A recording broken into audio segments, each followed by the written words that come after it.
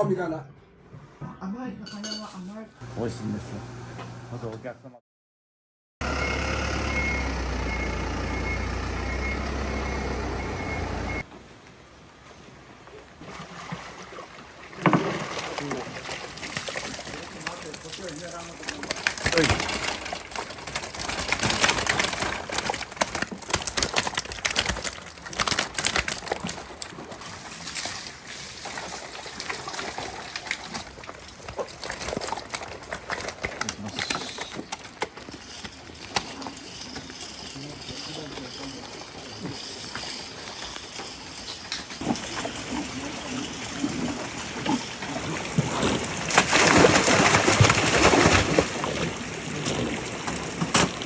今そこの小さいパイプから地下水を入れてるんです。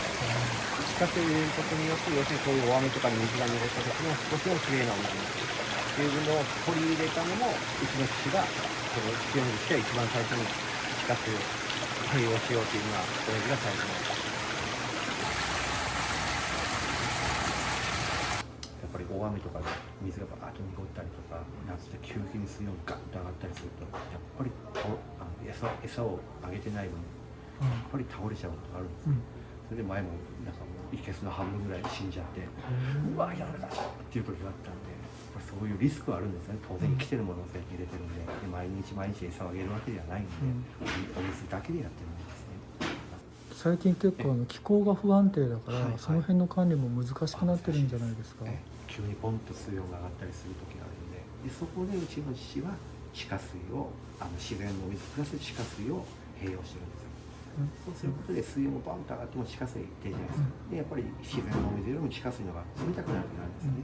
そういうのでなるべく温度がこういった上がりすぎないようにっていうのは夏場なんかは特に気をつけてますよね。はい。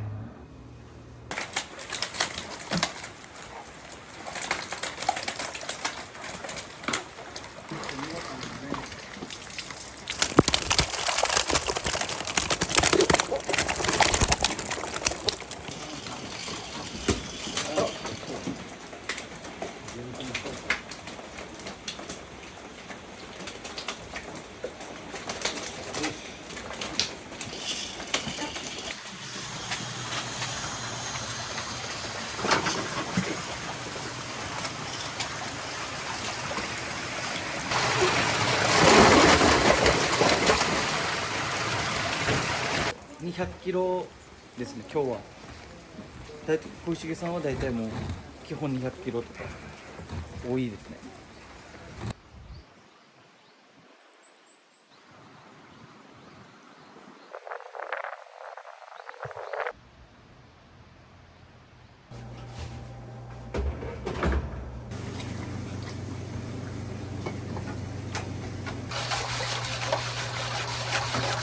これは何を作られてるんですか。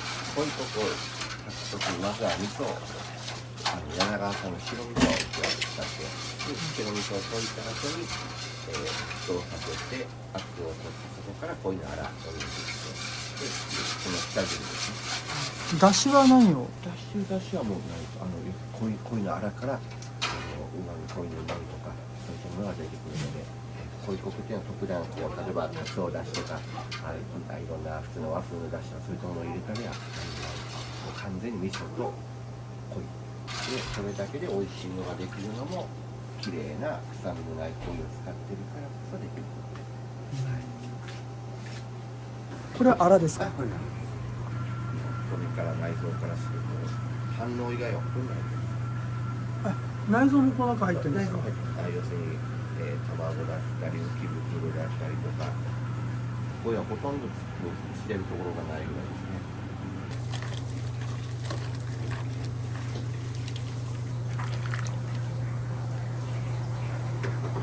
こういう時っていうのは普通の味噌汁と違ってしっかり煮込んでいくんです。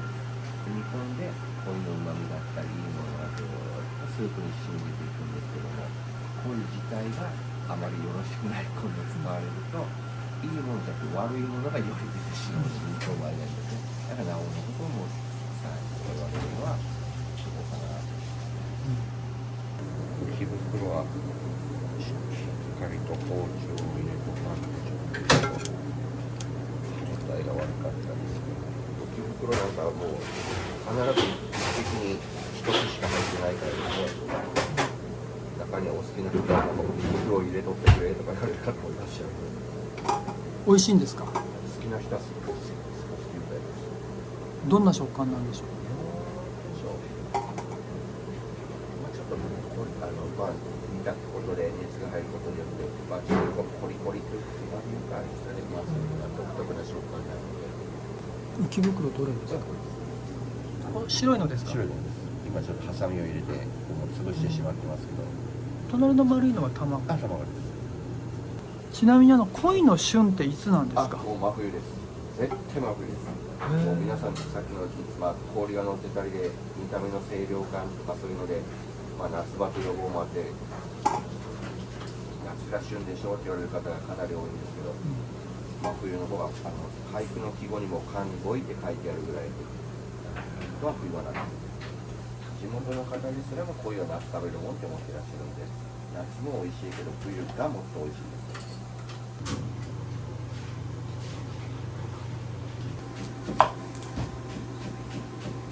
今仕込んでらっしゃるこういうことで何人前ぐらいなんですか？あれで約30人前ぐらいです。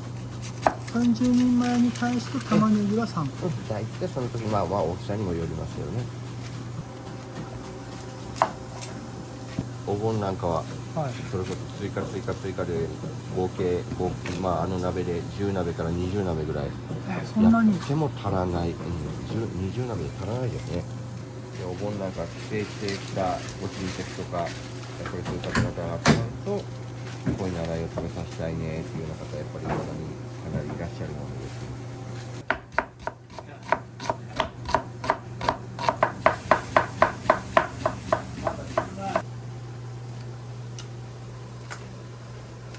鯉って結構需要競争にいいとか言うじゃないですか。それが昔からビタミンだったりタウリンだったり、あと女性に嬉しいコラーゲンだったりとかいろんな栄養素が含まれてるんで、中国の古来のそういう書物には鯉は薬用魚、薬に用いる魚って書かれてるぐらい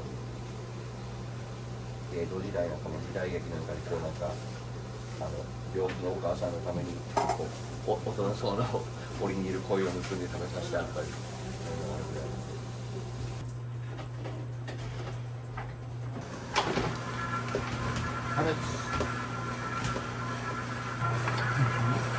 これは何に使うキャベツなんですか？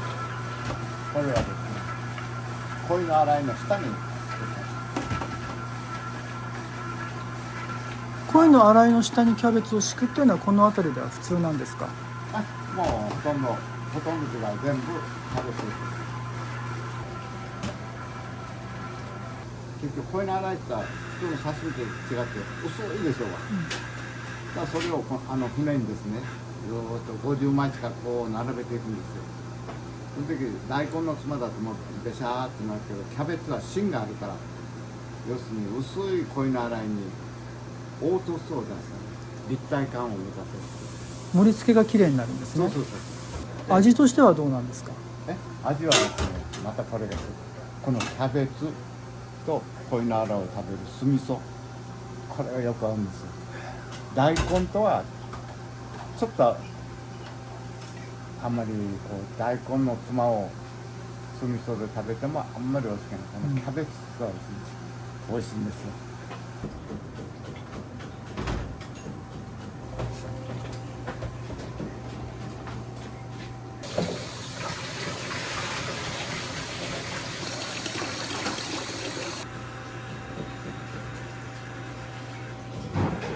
お米は何合ぐらい炊かれるんですか？米はその日のお客様に応じてるんですけど、1升から3升の間ぐらい。例えば営業時間中も炊き足したりはされるんですか？大体昼のお客さんでこのくらいかなって思ってやっても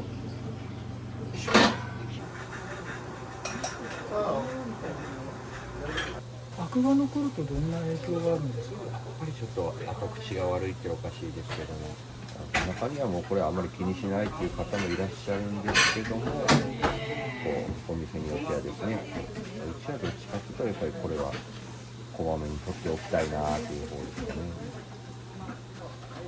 一旦味噌を入れて一煮立ちさせてアラを入れて一煮立ちさせたらまた玉ねぎを投入してそこから一煮立ちしたら今度は火をちょっと弱めて煮込みに入ります。手間がかかりますね。これはですね、濃いコクっていうのが要するに濃いのコクを楽しんでいただける汁物ということなので、普通の味噌汁みたいにホテルでちゃっと味噌といてはいもうできましたじゃなくて、しっかり、豚骨スープほどじゃないですけども中でしっかり煮込んで濃いのうまみやいい部位がどんどんスープの中に溶け出していくと。だからこそ良くない濃いは絶対使えない。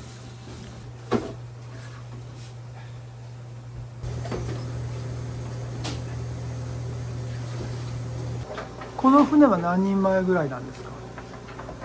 大きいのが3、4人前。ちょっとアバウトで。これが小さいのが2、3人前。お二人でこの3、4人前を食べるお客さんで食べていらっしゃる。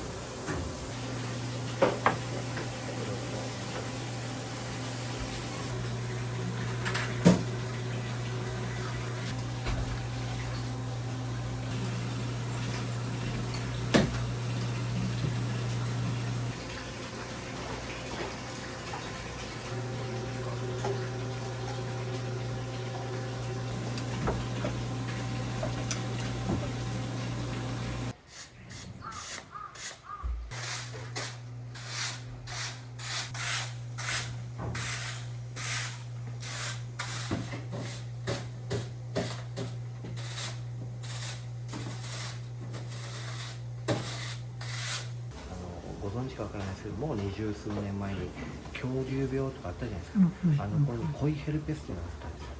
でコイヘルペスっていうのでコイがバタバタバターっと死んでしまうと。で風評被害や何やでもうとにかくお客様は大激減してでその頃に市がでもこのままじゃいかんと何とかしてもう一回コイ料理をというところで今地鶏であったりとか他の海を入れたりだとか、でそれからお店をちょっとリフォームしてでこれから乗るかするかというようなところでよかったらお前もやってみらんかみたいな話があって、でその頃僕もちょうど勤めてた会社が僕がいる部分を閉じることになったんですよ。で他の部署に行くかそれともうちがせて実家商売してるしおやじさんの後継ぐとか何かとかいうようなことを言われてですね、ああもうそういう時だったよなじゃないですか。そんなこう決心したわけじゃないですよ。もう軽い気持ちでやってみようかなぐらいの気持ちでやって。お店を継がれる前は料理経験はないんですよね。全くですよね。じゃあどっかに修行に行きましたとか、料理学校に行きましたっていうのもないんで、言ってしまえばもう親父がもう先生でもう直接教わって、それは厳しかったですか？それなりに厳しい方だったと思います。特に何ていうの器用な人がやればですね、スムーズに教えた通りやれるんでしょうけど、僕なんて特に不器用だったんで、そういう包丁入れ方するのみたいな。でやっぱりそれって言語化するのが難しいところもあるので、やっぱり習うより慣れるの部分もあるんですよね。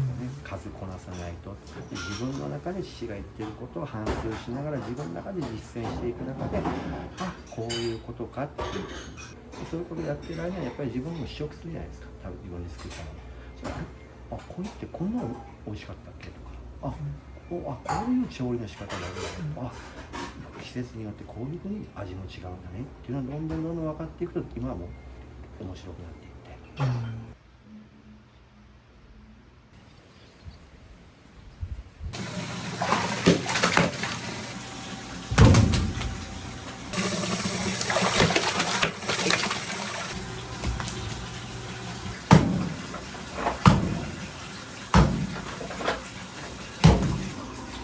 鯉って結構小骨多いんですか？多いです。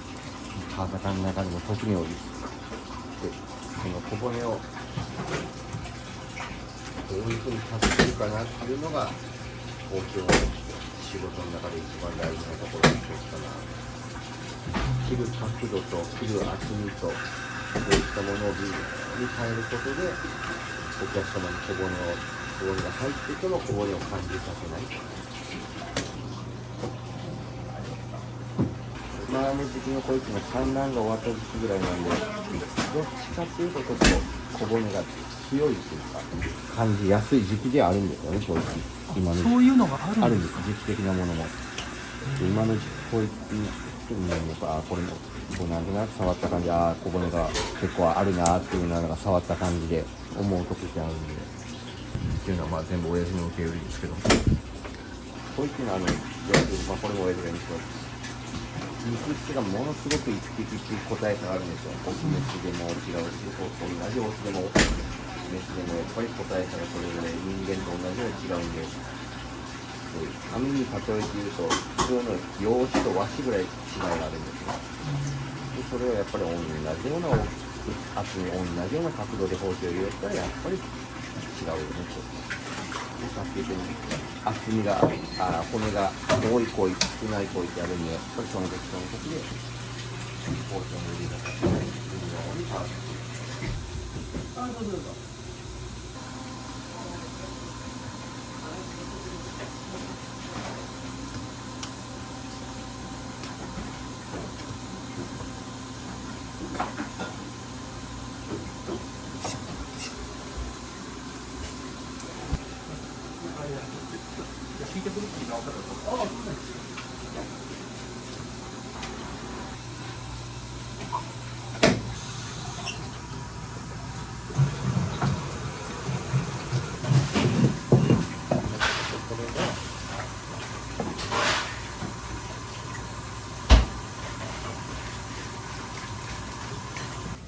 これは鯉の皮、これも美味しいんですよ。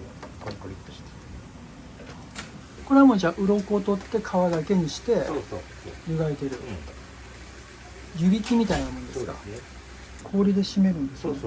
そのまんまだとダラってなってしまうんでね、伸びきってくるくるってなってだんだん時間が経つともう柔らかくなって、これをまたきれいに磨いて形にしてね。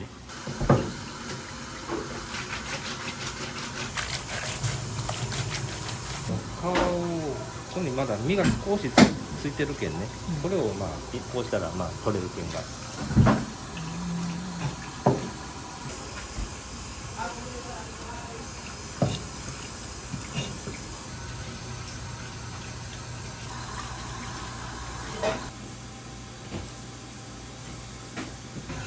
はい。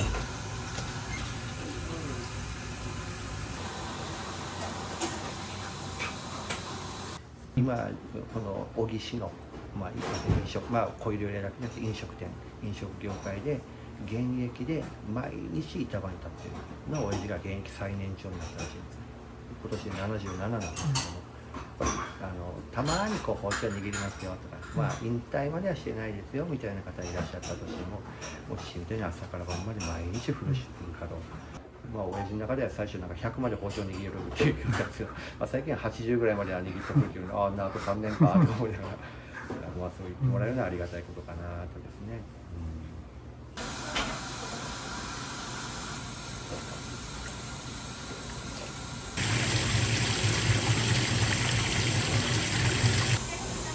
はい。特に大変なことは何でした。身につけるの。一番大変なのは薄作りのところですね。これがとにかく肉質によって厚みであったり角度であったり、もう 0. 何ミリの世界なんでしょうけど、それを言語化数値化じゃなくて自分の手と目で自分で手に職をつける、これが一番難しい。僕が洗いを引くじゃないですか。で親父が並べるじゃないですか。そしたら時々本当に 2,3 枚ペペって投げ返されて、こいつかって自分の中で OK と思ってやってるんですけど、やっぱり父から見ると、例えば角がしっかり取れてないとか、ちょっとこれ厚みが違うということになると 2,3 枚ペペって投げ返される時があってクソーとか思いながらそれあります。それあります。まだ未だにあるんで。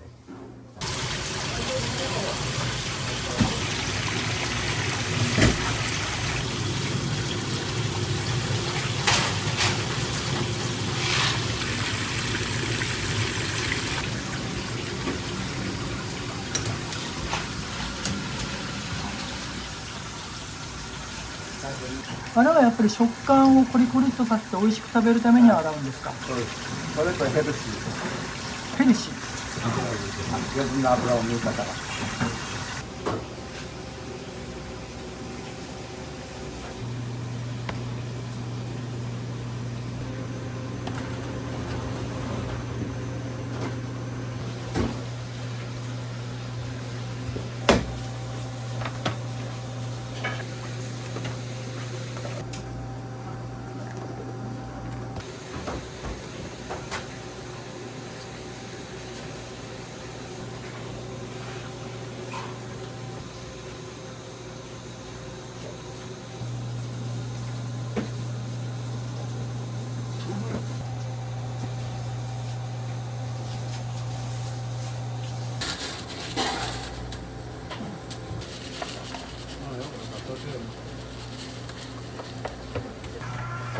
いというのは薄く水で浮かせ洗いして油を抜くんですよ。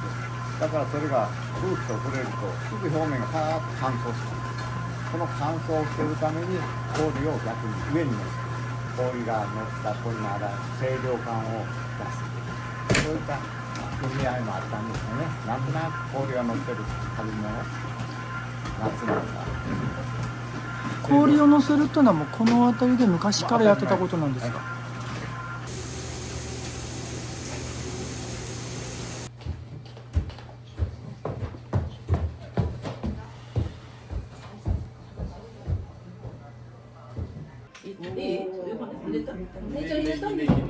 これ薬味は何ですか？ネギと柚子胡椒と酢味噌。いただきます。キャベツと一緒に。美味しいよね。皆さんはよく鯉は召し上がるんですか？いやいや、なかなかここに来た時だけ。そう。なんかここの鯉って他の鯉と違いますか？ああ、美味しい。臭みがない。キャベツが下に敷いてあるじゃないですか。さっきキャベツと一緒に召し上がってましそうですたけど。。その方が美味しい。さっぱりしてね。そのためのキャベツね。そういうの美味しいね。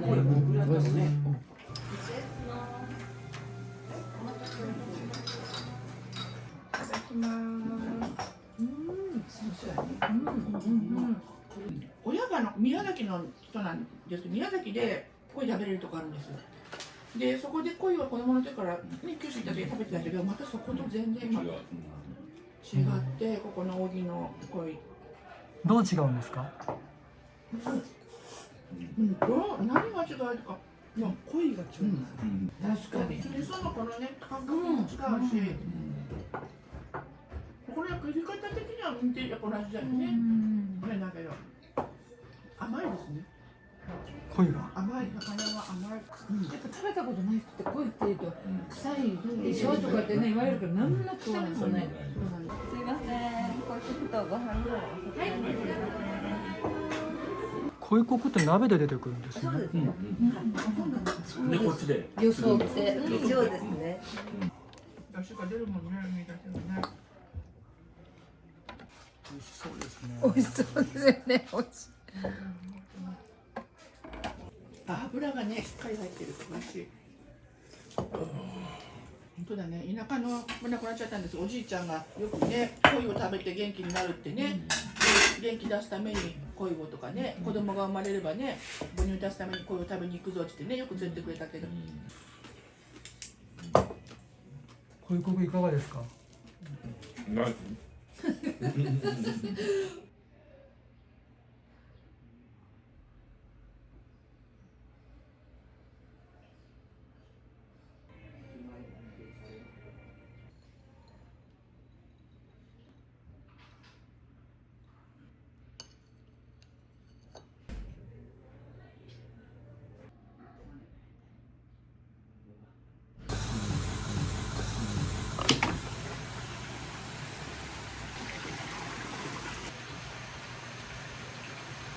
清水観音の山椒、裏長家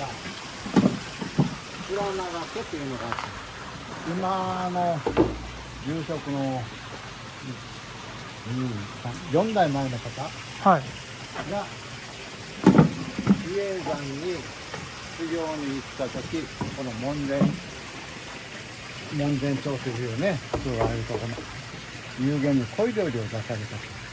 美味しいなとも食べて、そこの地形が清水とよく似てたと。山があってきれいな水があって、そしたら帰ってきて、上にある滝宮、深松や清水や、もともと三軒が昔あった旅籠、そして清水観音の信者さんたちの寝泊まり、そこにここも清水にね、鯉料理を出してみたらどうかということをその方が提案なさって、ああそうかということでそれぞれ始めた。円海さんというかな、5代前の方、その方のもう一つ前かな、その方かな、要するに鍋島家の鍋島の藩士だったんですよ、倉永家っていうのは。はい。馬回り役でね、その時はもう要するに江戸から明治になる頃、藩の命令を受けたの殖産工業太鼓、それを勉強に長野県に派遣されたという話もあるけど、どっちかな。そういうきっかけもあるんですね。そうそうそう。でもともとそのお寺の住職さんそがの方が持ってきたっそういうことをていうのと、それそうが最初いう職さんの食さんに行った方もこの黒長家の方やけどね、だけどその方が今言った宴会さんと食産工業食産の勉強に行った方が同一人物なのか一世代前か定かではない。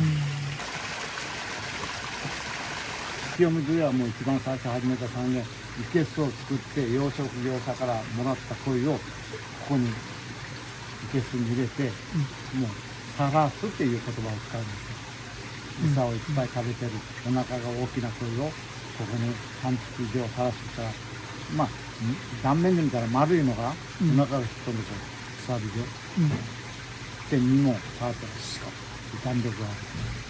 それは身が痩せるんじゃなくて締まるんですか？締まるんです。痩せるんじゃなくて。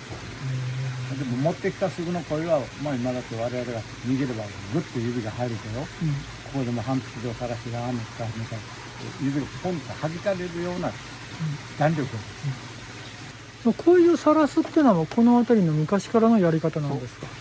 それから全国で清水で一番さらすっていう手法、それはもう鯉屋さんがそんなに言う、さらすっていうのは清水が最初ですもんね。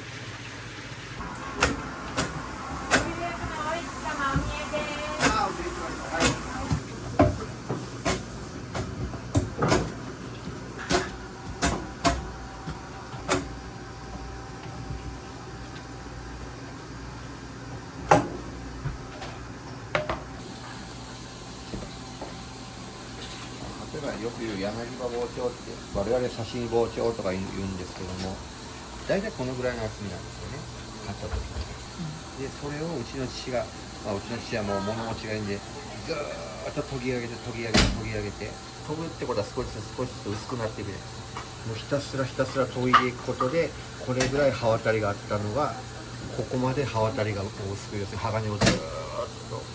僕はちょっとまだ下手くそなんでしっかり研ぎ上げるのが未熟なんで、しっかり研ぎ上げるとどんどん切れなくなるんですよ。いやこんなになるまで使ってる人はあんまりおられない。もう数年前に市役所からのご依頼、東京の方にうちの父が出張した前で行ったんですね。でうちからしっかりと垂らした鯉を持って行って鯉料理を東京の方に振る舞う。でその時にこの包丁を持っていってるんですよ。でそこの職人さんたちがうわお父さんこの包丁はしびれる形ですね。これこんなに研ぎ上げてしっかり使ってるような人は見たことない。しびれる形ですねって親父が言われたらしい。これでもう何十年ものなんですか？もう30年以上親父が使ってるみたいです。もう鋼もだいぶもうほぼほぼなくなってるかなと思うんですけども、それでもまだやっぱりしっかり研ぎ上げてると綺麗ですね。はい、小石です。はい、お気に入りですか。14時間の12の4名さんですね。はい、ありがとうございます。予約の電話は必ず大将が取るんですか？いや、必ず僕じゃないですけど、基本的には僕が取ることが多いですね。で、結局頭の中にもあるけど、それを見てももう大体もう今1ヶ月分ぐらいはここに何日何月何日何日何日あるが入ってるんで、パパパッとすぐリアクションできる。他の方々とどうせやっぱワンテンポ置いて確認をしてっていうことなんで、忙しい時はその時間がもったいないね。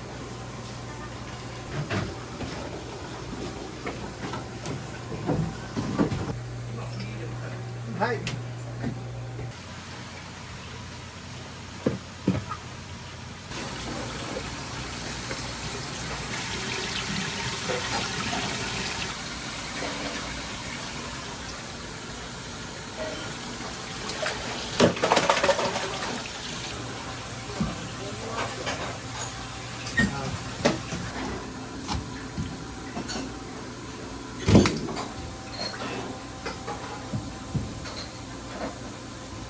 このお店を始められたのはどうしてなんですか？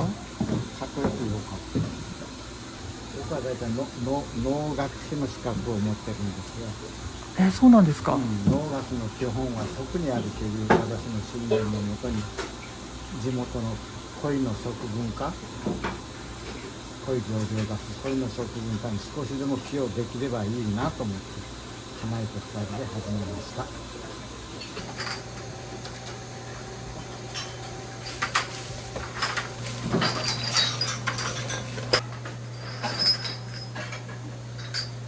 恋ヘルペスが流行って清水の恋料理店がみんなもう一生懸命してたんですよ。お客さんがもうないもんです。でその時ちょうどうちの女将の念願であったじゃあ恋料理以外に地鶏をしよう皆さん地鶏をしようっていうのを女将が強く言うもんです。おかみさんが鶏料理をやりたいとおっしゃったんですか？そうですね。それはどうしてですか？恋っていうのはやっぱり長野にずっと昔はものすごく多かったけど、だんだん頭打ちになってきて、そのうちね恋ヘルペスの後にとにかくロースターをつけてこれ湯を出そうということで、そこに1、2、3、4か所つけてます。ロースターをですね。で、それでものすごくお客さんが増えてるみたいな。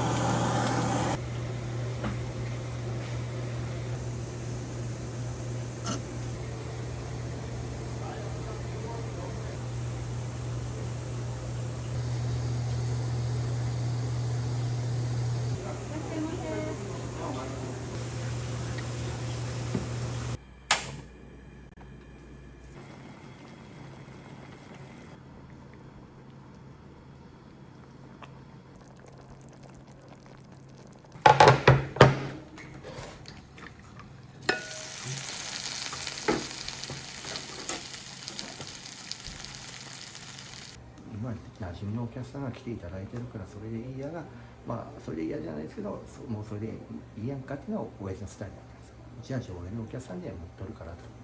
もちろんそれはありがたいことなんですよね。20年30年と通っていただいている。でもそれだけだとやっぱり人間どうしてもいずれ年を取っていくので、これから先世代交代して若い方がそもそも鯉なんて食べたこともないと。でそんな人が親になった時に子供に鯉食べさせたいかって思わないじゃないですか。だからこそ今のその若い人たちが鯉に触れていただいて、あ、こういうのってこういう良さがあるんやねってそれを頭の印象になって家庭を持った時にはそんな毎日月に一度とは言わないです。年に一度でもいいんで子供たちと一緒に鯉料理食べてみようか言っていただけるような環境を作っていただきたいな、いきたいなっていうですね。何でも食文化何でも若い方が興味を持っていただかないとどんな文化でも廃れていくからですね。食文化だけに限らず、だったらそこはやっぱり目線を変えないかなっていうのはですねと思いながらジタバタしてますけど